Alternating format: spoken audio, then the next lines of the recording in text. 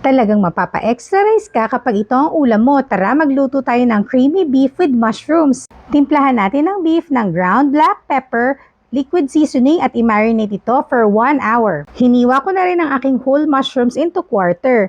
After 1 hour, iprito natin ang beef hanggang maging brown kagaya nito.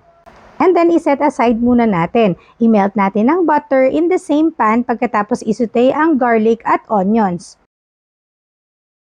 Ayan, ilagay na natin yung mushroom. Isute din natin yung mushroom for about 30 seconds to 1 minute. Mas masarap kasi yung mushroom kapag nagisa siya ng mabuti. After nyan, pwede na nating i-add yung beef. Haluin lang natin. Pagkatapos, ilagay na natin ang water. Bigyan lang natin ng mabilisang halo. Pagkatapos, i-cover at i-simmer for 20 to 30 minutes or hanggang maging malambot. Timplahan ulit natin siya ng liquid seasoning.